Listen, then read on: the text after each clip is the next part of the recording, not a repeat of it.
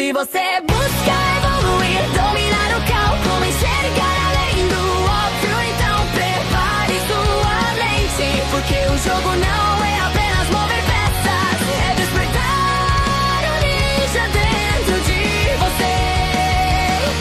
Bem-vindo ao xadrez no jogo. E aí pessoal, tudo bem? Pra você que achava que esse canal tinha morrido, não morreu. Eu tava olhando pro lugar errado, a câmera tá bem aqui. Gente, na verdade eu não postei vídeo no finalzinho do ano passado pra cá, até aqui, porque eu tava tentando achar uma maneira de editar esses vídeos que não fosse absurdamente difícil, que era a maneira que eu tava fazendo antes, certo? Então eu acho que eu achei uma maneira, né, interessante de estar editando os vídeos aqui. Acho que todo início de canal deve ser complicado assim, né? Afinal de contas, eu tô fazendo tudo sozinho, tô jogando as partidas, tô gravando, tô editando tudo.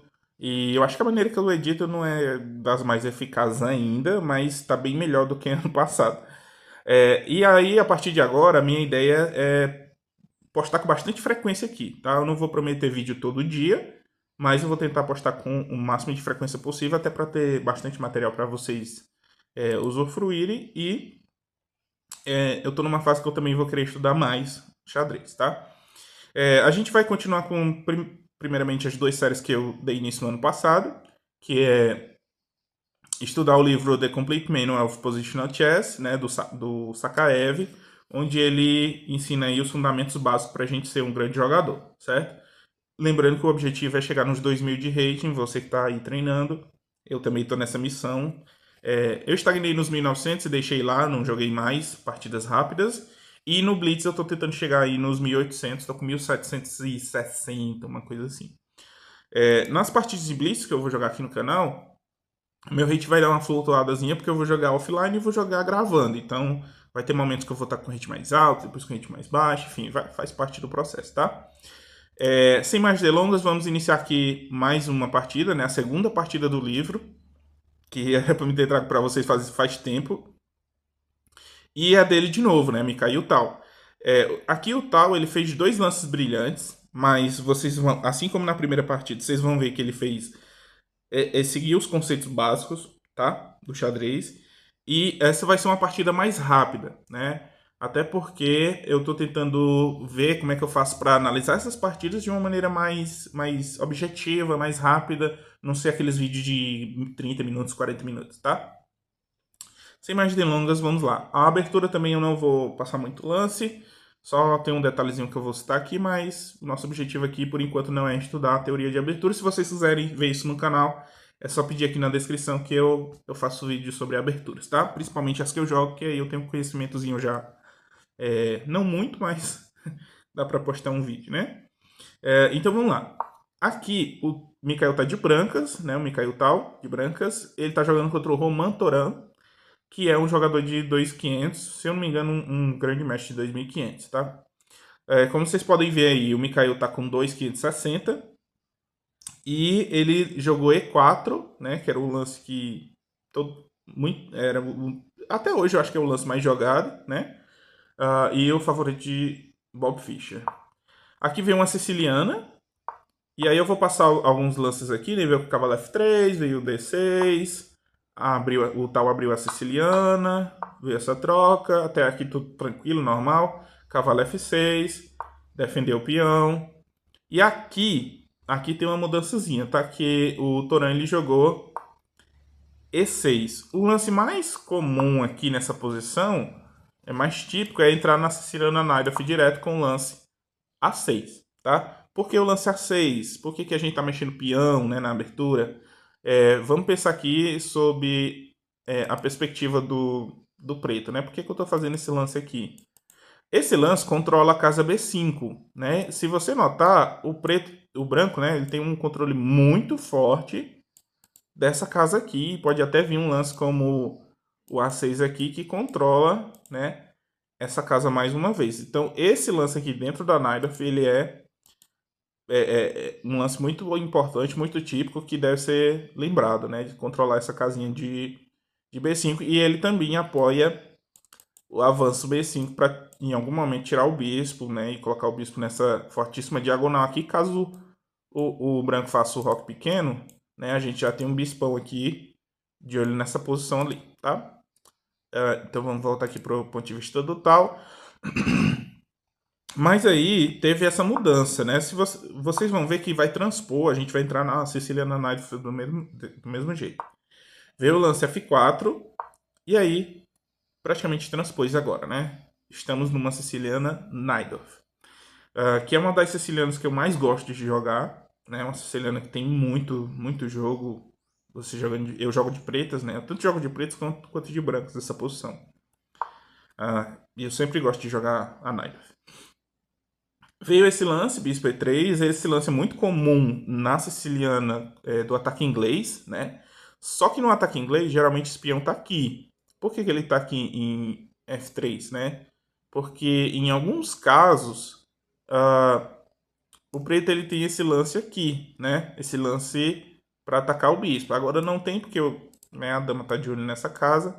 Mas, por exemplo, se o lance E5 chega, o lance cavalo G4 vira uma possibilidade ameaçando aqui capturar o bispo, né? Então, mas é um lance muito típico, né? Esse lance bispo E3 aqui na posição, tá bom? Aqui o Toran jogou esse lance aqui, que já é um erro na posição. E aí vamos tentar entender o erro, né? Quando eu bati o olho nesse lance, eu fiquei, meu Deus do céu, por que é um erro isso aqui? O cara tá desenvolvendo uma peça, controlando o centro. Esse cavalo aqui é muito típico que ele vá para casa C5 em algum momento. Às vezes pode ser que ele vá também para casa B6. Enfim, além de controlar o centro, ele tem opções aqui, né? Por que é um erro? E aqui o autor ele diz o seguinte, né? O Toran estava com receio que o branco fizesse esse avanço, que é um avanço típico, mais uma vez, muito comum dentro da Siciliana Najdorf, né? Principalmente se, perdão, principalmente se o branco colocar o bispo aqui em G2. Por quê? Porque daqui de G2 ele fica de olho nessa torre, certo? Então se o bispo está aqui em G2 e você faz esse avanço aqui, você ataca o cavalo e ao mesmo tempo ataca o bispo. Inclusive a gente vai ver que essa é uma posição que o peixe ele recomenda, tá? Mas, só que esse avanço aqui de E5, ele não é nem de longe um perigo agora nesse momento. Então o Toran não deveria ter se preocupado com isso. Ele deveria ter feito B5, que é o lance típico da posição, para colocar o bispo aqui e ficar de olho nesse peão aqui, né? Já teria duas peças. O branco só tem uma peça, né? Defendendo esse peão aqui, que é o cavalo. E o preto teria duas já aqui, né? Então é típico que esse bispo vinha para cá, tá? Essa é a crítica do Sakaev. Ele teve uma preocupação desnecessária com o avanço E5, né? Sem falar que o cavalo aqui ele não está fazendo muita coisa, né? Eu acho que o preto poderia ter feito coisas melhores aqui na posição. Mas também não é um erro grave, né? Você nota que o peixe marca como erro, mas está 0,78. Então, a diferença não é grande coisa aqui, né? Tá, acho que o Toran ainda está dentro dos conceitos básicos aqui. E aí, uma coisa que o Sakaev fala é que esse lance aqui, ele é lento e faz com que o branco ele tenha um objetivo muito claro, que é jogar G4, G5. E para onde é que vai esse cavalo? Né? Notem que se... vou passar alguns lances aqui. Ó. Se o preto joga o lance da máquina, vem esse lance aqui, G4. Ele bota o bispo aqui. Aí vem G5, o cavalo pode vir para cá. Né? E tá marcando 1.2 porque é uma chance perdida. Porque já tá caindo o peão aqui, que foi o que eu tinha falado, né? Teria duas ameaças aqui nesse peão. Mas enfim, o que eu quero mostrar para vocês é o seguinte: o cavalo teria essa casa aqui para voltar, né? Digamos que o peão não está caindo. Só que na posição, né, que foi jogada na partida, com o cavalo aqui, imagina que esse peão chega aqui. O que esse cavalo vai fazer? Ele vai voltar para cá, ele vai vir para frente. O que ele vai fazer, né? Teria que vir para H2, mas H2 tá caindo, a dama tá de olho em H2. Então teria que voltar para cá, para casa inicial. É horrível, né? Então assim, seria mais flexível se o Toran tivesse deixado a casa de D7 para o cavalo. E aí veio o lance que ele fez na sequência, que era a ideia que ele já estava planejando, né? De colocar o cavalo aqui em C5. E caso chegue aqui o avanço G5, ele recua o cavalo e segue a vida, né? E aqui a posição está marcando 1.3, será que está correto essa avaliação?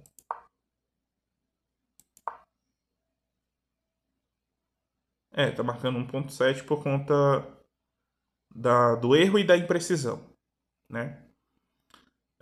E aí eu acho que já dava para fazer o G5, mas o tal ele jogou esse lance dama F3. Que lógico, tem uma ideia, que é disponibilizar aqui o roque grande. Mas o lance do peixe, e aí é o conceito que eu tinha falado ainda agora há pouco, o lance do peixe era fazer bispo G2. Por que bispo G2? Porque tem uma ameaça aqui. Né? Qual é a ameaça? O lance que é típico da posição para o jogador de Najdorf e o lance que o preto quer fazer em algum momento é B5. Só que B5 aqui já seria um erro por conta do avanço E5, que era no início a grande preocupação do Toran, né? Esse avanço E5. Só que agora o avanço E5 ele vem com juros. Por que juros? Porque ao passo que ataca o cavalo, ataca também a torre. E aí o preto vai perder material aqui. Por isso a indicação do peixe era esse lance bispo G2, mas o lance que o tal fez marca como imprecisão só porque tinha esse lance melhor. Mas está dentro dos conceitos básicos, que é tirar as peças e fazer o roque, né? Foi jogado esse lance, dama C7. Se eu não me engano, aqui tem um comentário do autor, que ele diz o seguinte, ó. Que o problema é que o peão já está em G4, né? Já tem esse peão em G4 e ele pode ir para G5 a qualquer momento. Basta o branco querer que ele vai fazer G5 e esse cavalo vai ter que se movimentar, né?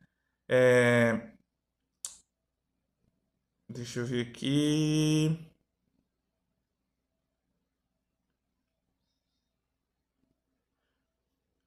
Tá, ao invés de dama C7, o Sakaev fala que o lance que teria que ser feito aqui é esse lance B5.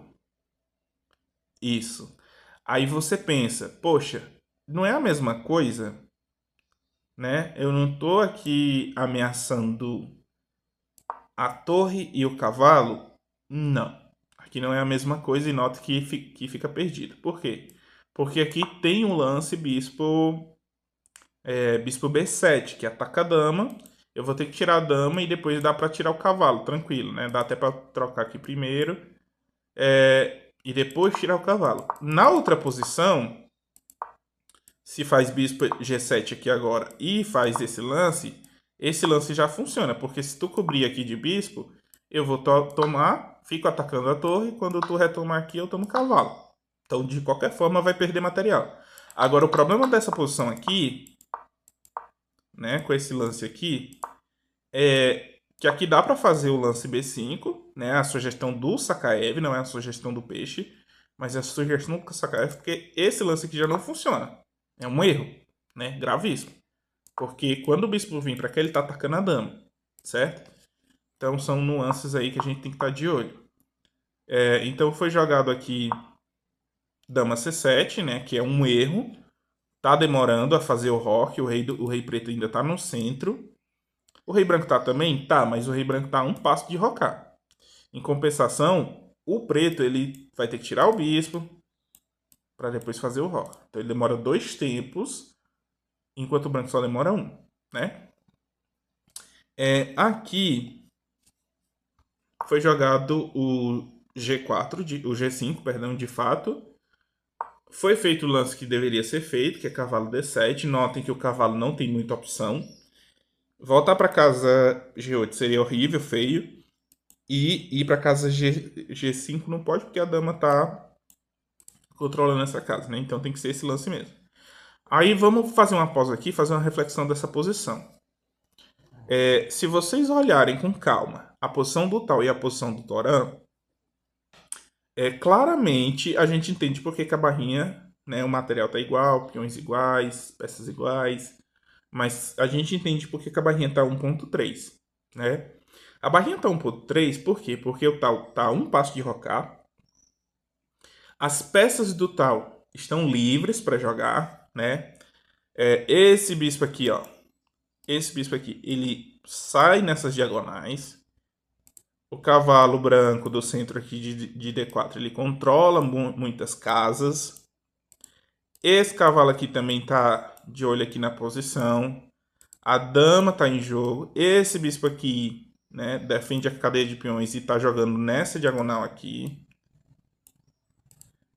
Então todas as peças do branco estão relativamente bem. Depois que ele tirar esse bispo, fizer o roque, as torres vão estar conectadas e tudo está perfeito. Em compensação, o preto, ele já mexeu demais esses dois cavalos. Perdeu muitos tempos mexendo esses cavalos. A dama, geralmente na Naidorf essa é uma casa boa para dama, né? Mas o problema aqui é que esse lance aqui perdeu tempos que o preto deveria ter usado para fazer outras coisas. Esse bispo aqui é totalmente inútil. É uma peça morta por parte das pretas. E se ele é uma peça morta, mais morta ainda é essa torre aqui que não consegue sair. Por conta dos peões e do bispo. Que trancam completamente a torre ali, né? E lógico, se ele não tirar... Enquanto ele não tirar esse bispo aqui, essa torre aqui também não joga. Então, as peças pretas estão completamente sem nenhuma harmonia, sem nenhuma conexão aqui do que estão fazendo de verdade, né? Sigamos. Foi jogado esse lance, A4, aí você pensa, pô, mas o tal não queria fazer roque grande, por que ele está fazendo esse lance? Na real, é que como as peças brancas são muito boas e as peças pretas são muito horríveis, dá até para deixar esse rei aí, né? Em algumas posições você pode até caminhar com o rei para cá, ó. Deixar o rei bem aqui, né? Esse plano de trazer o rei e fazer esse roque artificial onde o rei fica quase no meio do tabuleiro é muito comum na defesa Caro-Kann, no ataque Shirov, se eu não me engano. Exatamente, ataque Shirov, e na variante Tal às vezes acontece também, mas mais na variante Shirov, né? Onde você simplesmente deixa o rei aqui ou aqui, né? Em uma dessas duas casas, ou o G3 ou G2. E você não faz rock, né? Você traz o rei e aproveita alguns tempos aí para ir trazendo o rei. Porque o ataque branco é muito intenso, muito forte, né? São linhas assim bem agudas mesmo. Mas vamos lá, sem mais delongas para a gente não esticar demais o vídeo aqui. E esse lance ele já evita de vez, corta de vez a opção do B5, né? Aqui o preto já não faz mais o B5, né? Que é o lance que ele queria fazer, porque se fizer B5 agora, o branco vai tomar e não dá para retomar porque a torre está caindo lá em cima, né? Você consegue ver a torre caindo aqui, uma torre de olho na outra. Então, já que não dá para fazer o B5, que era o lance que o Toran queria ter feito e deveria ter feito muito tempo antes, ele fez B6 porque tem que tirar esse bispo ali e botar a torre em jogo, né? Esse bispo de C8. Aqui foi jogado bispo H3 por parte do tal. O lance da máquina, de novo, era bispo G2. Sem medo de ser feliz e usar essa diagonal, né? Bispo e dama aqui nessa diagonal, sem medo de ser feliz. Mas esse lance aqui também é compreensível por parte do tal, né? Afinal de contas, ele tá de olho aqui. Se esse cavalo sai, dá até para sacrificar aqui em alguns momentos, né? Talvez o bispo pôr e depois de peão pôr.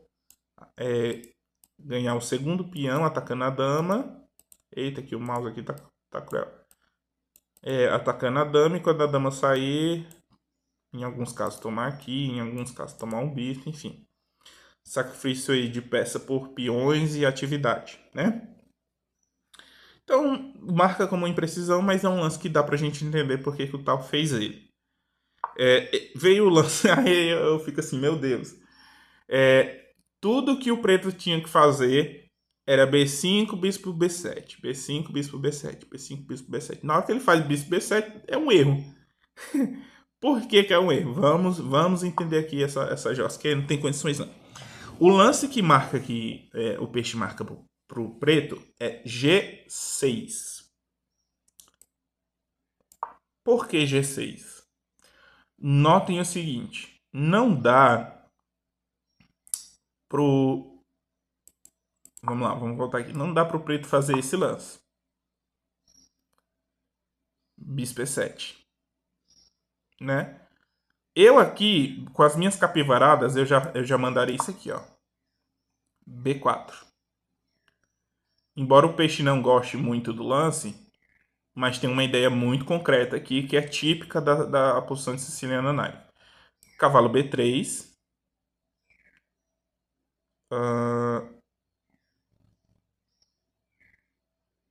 Cavalo B3.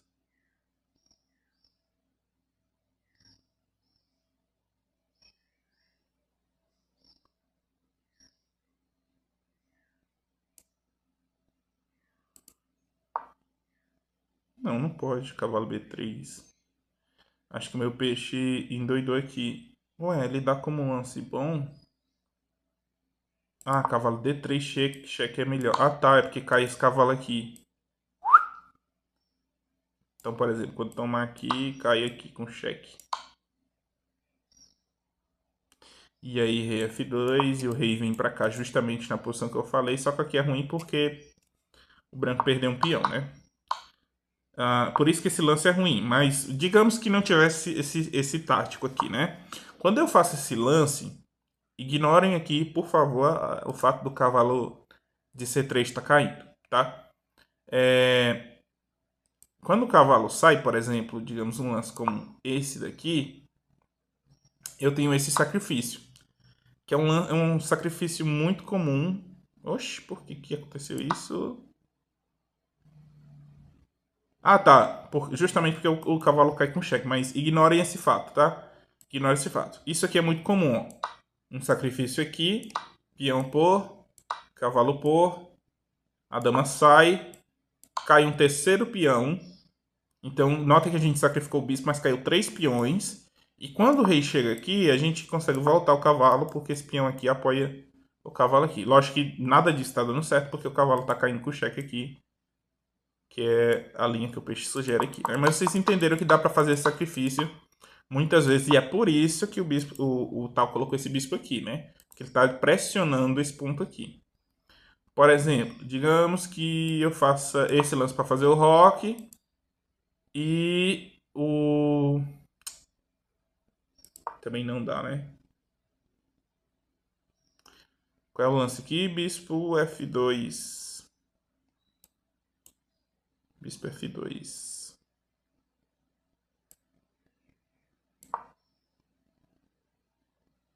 Por que bispo F2? Deixando o Toran fazer o rock tranquilo. Também é possível fazer rock aqui. Rock também.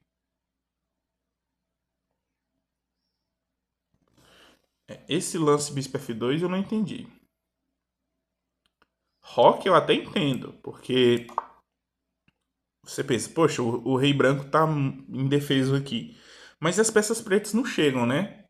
Nada tá chegando aqui nesse rei branco. O rei branco tá safe demais. Em compensação, tá chegando aqui um F5, tá chegando um F6 e o rei preto estando rocado aqui curto, não vai ser bom, né? Mas enfim, vamos voltar aqui à posição que eu já nadei demais aqui e não fiz nada. Vamos lá. Foi jogado esse lance bispo H3, né? Que tem uma ideia. A minha ideia toda era mostrar para vocês que tem, em alguns casos, esse sacrifício aqui em E6, né? Foi jogado esse lance. Aqui, o que o Toran deveria ter feito era G6. justamente porque jogar o bispo aqui enfraquece mais ainda essa casa aqui, né? E a ideia agora é tirar o bispo por aqui e fazer o roque. Enfim, aqui tá o bispo fazer o roque. Mas ao invés disso foi jogado esse lance, bispo B7. E aí foi feito o roque sem medo de ser feliz, né? Esse rei aqui tá protegido? Muito protegido. Por quê? Ele tem torre, bispo, bispo, dama, peões para proteger ele. E nenhuma das peças pretas consegue chegar no rei. A peça que tá mais assim forte aqui contra o rei é o bispo. Mas o bispo está apontando por uma casa que está muito bem defendida, né? Então, por exemplo, se bispo por aqui, cavalo por, dama por. Só o que o preto conseguiu foi perder material. Então, por enquanto, não é um problema aquele bispo ali. E as outras peças não chegam, por isso o rei branco está muito seguro, né?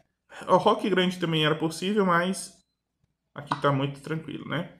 E aí, aqui o autor diz que é um lance desesperado do Toran de sacrificar material para tentar melhorar as peças dele, né?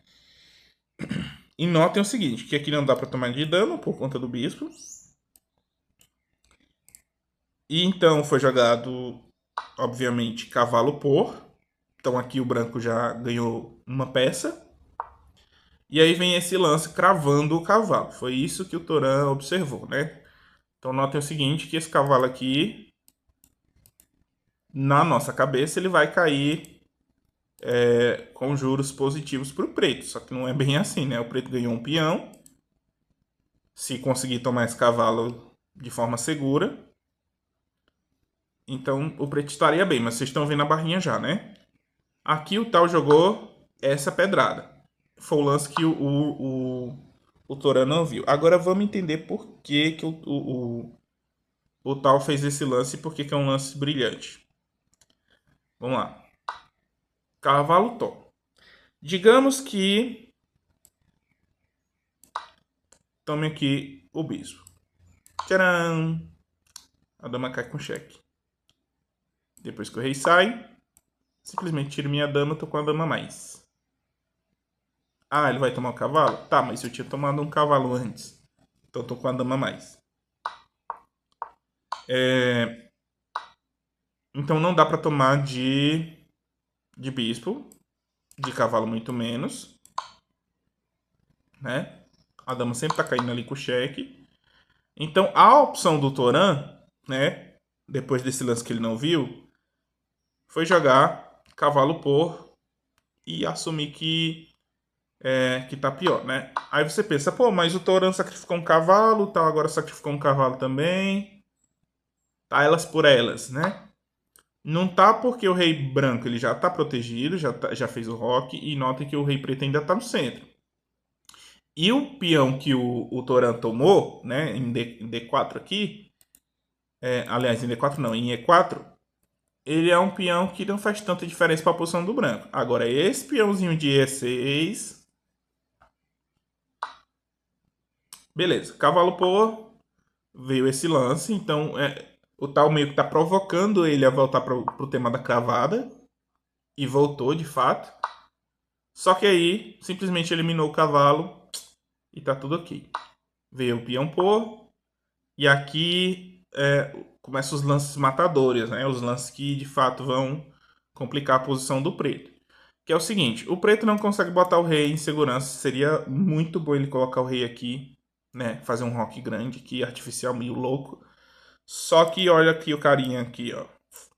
Que o tal jogou alguns lances atrás, né? Outra coisa, esse lance aqui já ameaça quebrar aqui a estrutura, então fazer o rock pequeno também... Eita! Fazer o rock pequeno também vai ser muito pouco provável aqui. De qualquer forma veio esse lance para não quebrar, não ficar com ilhas de peões aqui isoladas. Veio um lance centralizando uma torre. Esse avanço de peão aqui eu nem entendi direito o que o Toran quer fazer. Eu acho que ele quer simplesmente conectar os peões em casas claras aqui. Atacar o cavalo. Não sei o que ele quer fazer, né? Veio esse outro lance centralizando. Aqui ameaçando todos os descobertos do mundo. né? Cavalo por, cavalo aqui, porque a torre fica na cara do rei. O lance mais óbvio do mundo, tirar o rei da cravada. E aí veio esse lance aqui, que é outro brilhante, né? Notem o seguinte. Aqui tem um sacrifício de dama, mas um sacrifício de dama muito concreto e muito fácil também de achar, né? Eu acho que qualquer jogador de 1500 nessa posição aqui já acharia o lance tranquilamente, né? Que é o seguinte, eu vou tomar o peão, não dá para tomar minha dama, pelo simples fato que eu tenho mate em 1. Então, tranquilo aqui, né? Mate em 1, ó. O bispo faz um trabalho aqui, o peão faz outro, o cavalo segura a torre e aqui a torre protege o cavalo também, mate em 1. Então não dá para tomar, né? Se você está fazendo os seus exercícios de mate em 1, mate em 2, você com certeza viu isso aí tranquilo, né? Outra coisa, aqui o lance que foi feito foi bispo por. E aqui veio esse lance aqui, né? Que você pensa, poxa, ele tá dando a torre de graça. Só que aí caía em B7 aqui. Tá trocando duas peças por uma. Aí você pensa, poxa, mas duas peças por uma. Com o meu rei aqui, né? Como é que vai ser isso? E foi justamente o que foi jogado na partida, ó.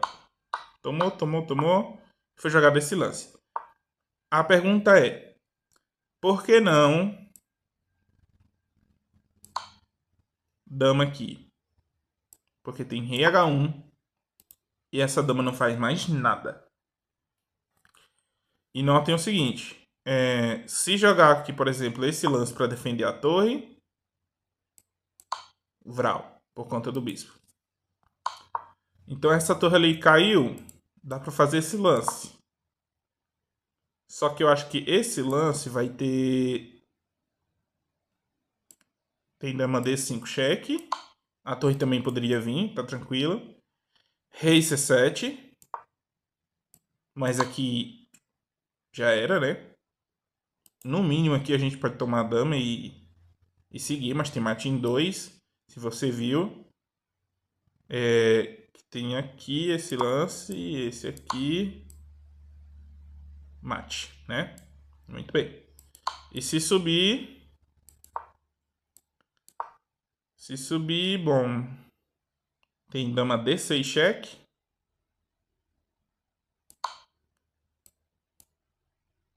E aí tem que dar a dama aqui e mate, né? Muito bem. Então, assim... Não dá para dar esse cheque aqui porque a situação fica já fora de controle, né? Então, o Toré ainda tentou isso daqui. Mas aí veio a tomada do peão ali. Toré ainda fez alguns lances aqui, mas ele já... Essa posição aqui já era. Aqui, notem que se ele faz esse lance... dama D8 cheque. Dama D8 não, perdão. Dama E8, rei por... E aqui no mínimo F7. Rei D8. Eu promovo outra dama. E depois de tomar aqui tem mate em 1. Então não dá para fazer isso.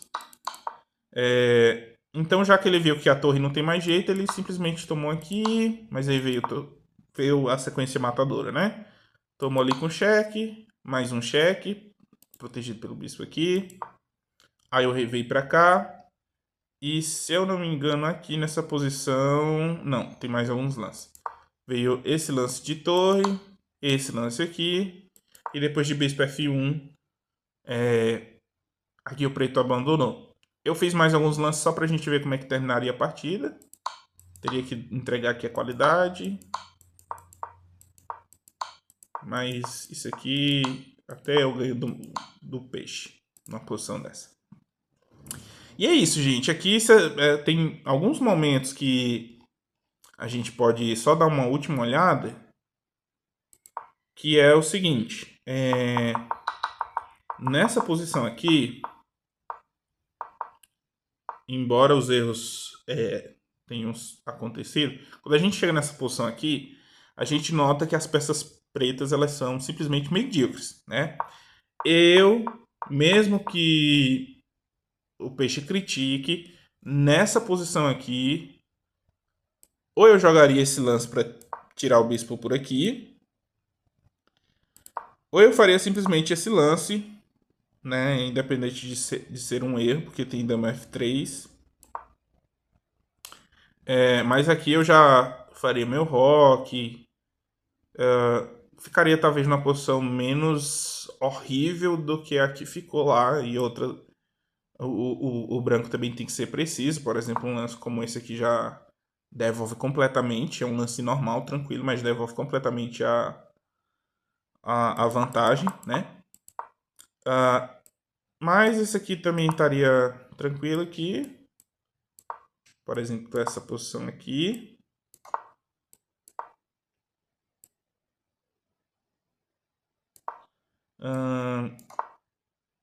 E aqui o preto já ficaria bem, ó. Razoavelmente bem, né? 0.2 ali.